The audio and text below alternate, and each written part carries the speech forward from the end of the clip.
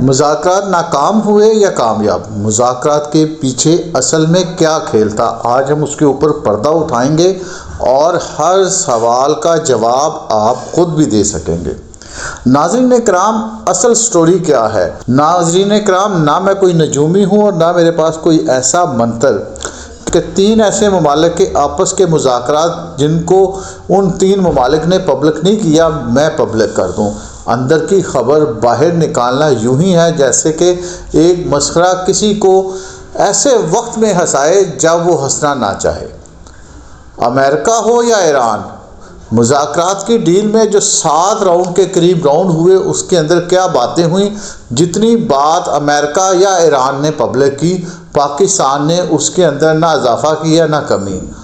ایران امریکہ کی جنگ کے درمیان اگر سیز فائر نہ ہوتا تو کیا ہوتا؟ مذاکرات ایک کھیل تھا جس میں امریکہ کو فیس سیونگ چاہیے تھی۔ ان باتوں کے اندر جو بھی ابہام ہے اس کا بھی آپ خود ہی بخوبی اندازہ لگا سکیں گے۔ کچھ سوال ہے جو آج میں آپ کے سامنے رکھتا ہوں۔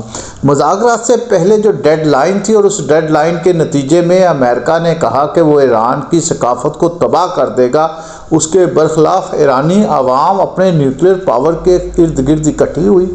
ایسی صورت میں اگر ایران کے اوپر ایٹمی حملہ ہوتا تو اس سے جو پیدا ہونے والی موسمی تبدیلی تھی اس میں سعودیہ، UAE، کویت اور پاکستان، افغانستان سمیت بیشتر علاقے ڈسٹرب ہوتے جو کہ کسی بھی صورت پہ قابل قبول نہیں تھے۔ نمبر 2، اگر امریکہ ایران کے اوپر این ادر حملے کرتا جس میں وہ جدید قسم کے بمبار استعمال کرتا تو اس کے مقابلے میں اسرائیل کو بھی اتنی ہی شدت کے ساتھ مقابلے میں حملوں کو برداشت کرنا پڑتا جس سے اسرائیل کا بچا چکا انفراسٹرکچر نظام تباہ ہو جاتا۔ امریکہ کی ڈیڈ لائن کے نتیجے میں اگر امریکہ، اسرائیل اور خود مل کر ایک بھرپور حملہ کرتے تو اس کے جوابی حملے کے اندر UAE، کویت کا انفراسٹرکچر تباہ ہو جاتا اور سعودیہ کے اوپر بھی ایران کے جو حملے تھے جسے لاسٹ ٹائم پاکستان نے سخت رد عمل دیتے ہوئے روکا، وہ ایک الارمنگ سچویشن کی طرف چلا جاتا۔ پاکستان نے صورتحال کو مد نظر رکھتے ہوئے نہ صرف سعودیہ، پاکستان بلکہ پوری دنیا کو ایک خطرے سے دور کیا اور دوسری طرف اس پورے معاملات میں ٹرمپ کو فیس سیونگ دیتے ہوئے جنگ بندی کے لیے آمادہ کیا۔ جنگ بندی اصل میں ٹرمپ کی ضرورت تھی۔ ٹرمپ ایک طویل جنگ سے جان چھڑانا چاہ رہا تھا جو کہ آپ نے دیکھ لیا۔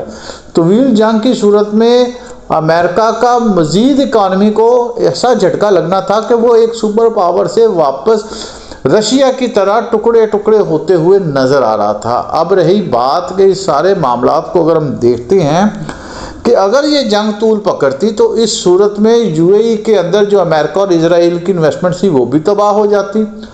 پوری دنیا کی اکانومی میں چائنا جو ہے سپر اکانومی کے طور پر ابھر کر آتا۔ اب ٹرمپ اور امریکہ کے اس فیصلے کو کہ کوئی ہمیں بچائے تو یہی ایک یو ٹرن تھا جو مذاکرات تھے، اور مذاکرات سے پہلے ایرانی وزارت خارجہ نے یہ بیان دیا تھا۔ امریکہ کی غیر یقینی صورتحال کے پیش نظر کسی بھی قسم کے مذاکرات کامیاب ہوتے ہوئے نظر نہیں آتے۔